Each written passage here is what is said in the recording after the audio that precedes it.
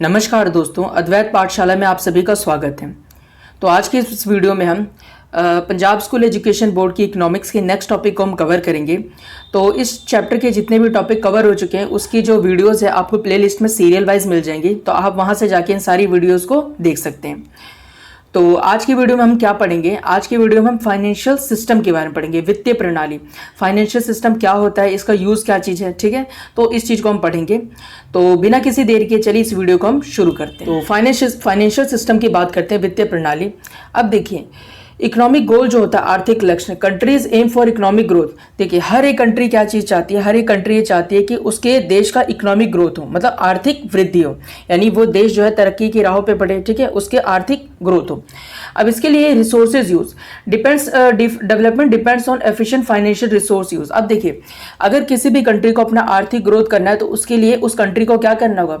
उसके लिए उस कंट्री को उसके पास जितने भी संसाधन है, फाइनेंशियल रिसोर्स है, उन फाइनेंशियल रिसोर्स का अच्छी तरीके से इस्तेमाल करना होगा, ठीक है। अब उदाहरण के लिए समझिए कि आपके घर में पैसा आता है, ठीक है। अगर आपके घर में एक स्पेसिफिक अमाउंट ऑफ पैसा आता है, अब पैसा तो आपके घर में आता है, लेकिन उस पैसे को यूज़ किस तरीके से करना है तो आप उस चीज़ को नहीं जानते, तो क्या चीज़ होगा? वो सारा का सारा जो पैसा होगा, यानी कि फाइनेंशियल जो रिसोर्स होगा, पैसा यानी कि फाइनेंशियल रिसोर्स, वो जो फाइनेंशियल रिसोर्स होगा वो बर्बाद हो जाएगा, वो किसी सही काम में यूज़ नहीं हो पाएगा। इसी तरीके से किसी भी देश की जो फाइनेंशियल रिसोर्स होती है, अगर उसको सही तरीके से यूज़ नहीं किया जाएगा तो वो सारा का सारा पैसा इधर उधर में बर्बाद हो जाएगा।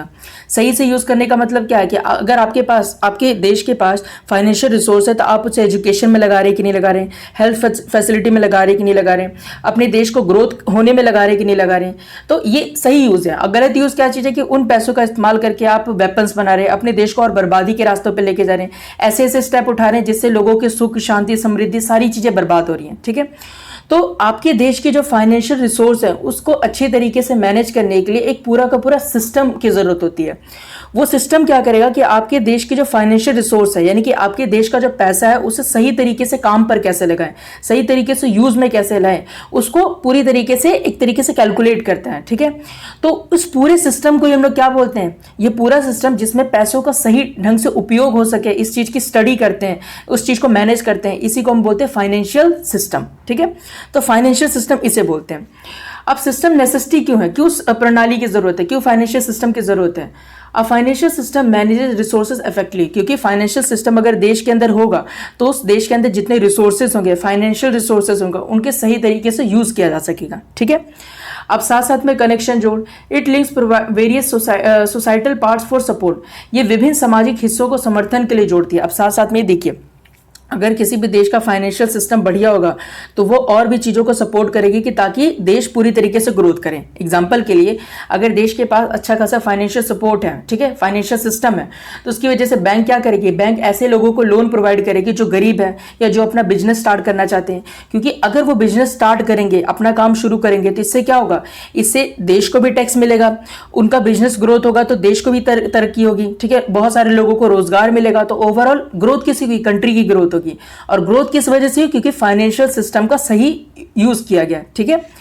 इसमें क्या चीज होता है? डिपॉजिट एंड लोन्स में क्या चीज होता है? Accept deposit and include formal informal lending sources. अब साथ साथ में क्या चीज होता है? किसी देश का अगर अच्छा फाइनेंशियल सिस्टम होता है तो उसकी वजह से फॉर्मल और इनफॉर्मल, यानी कि औपचारिक और अनौपचारिक जो ऋण होता है, एक तरीके से जो लोन होता है वो लोगों को प्रोवाइड किया जाता है।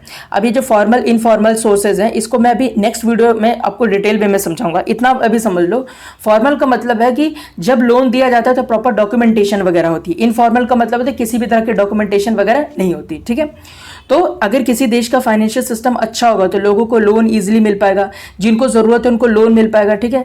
देश को आगे बढ़ाने के लिए उसी पैसे का इस्तेमाल किया जाएगा, इससे ओवरऑल कंट्री का विकास होगा। तो इन सभी के लिए हर देश के पास अच्छा फाइनेंशियल सिस्टम की आवश्यकता होती है, ठीक है।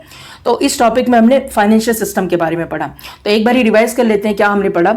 सबसे पहली चीज क्या होती है? किसी भी देश का अगर इकोनॉमिक ग्रोथ करना है तो उसके लिए उस देश का जो फाइनेंशियल उसके देश का जो पैसा है उसको सही तरीके से यूज करना होगा, ठीक है। अब यूज करने की जरूरत क्यों है? क्योंकि ताकि पैसे का सही यूज हो पाए, उसका मैनेज सही तरीके से हो पाए। अब पैसे का सही मैनेज से क्या चीज होगा? उन लोगों के पास पैसा पहुंचेगा जिनको जरूरत है, देश ग्रोथ करेगा, ठीक है। और इसके साथ साथ में उन लोगों को लोन्स मिल पाएगा जो खुद भी आगे बढ़ेंगे और देश को भी आगे बढ़ाएंगे, ठीक है। और साथ साथ में पूरा का पूरा जो सिस्टम है वो आगे बढ़ेगा। इसके लिए किसी भी देश के जो फाइनेंशियल सिस्टम है वो बहुत ही बढ़िया होना चाहिए, ठीक है। तो इसी के साथ ये वाला जो हमारा टॉपिक है ये यहीं पर खत्म होता है। तो नेक्स्ट वीडियो में हम नेक्स्ट टॉपिक के साथ मिलेंगे, तब तक के लिए थैंक यू वेरी मच।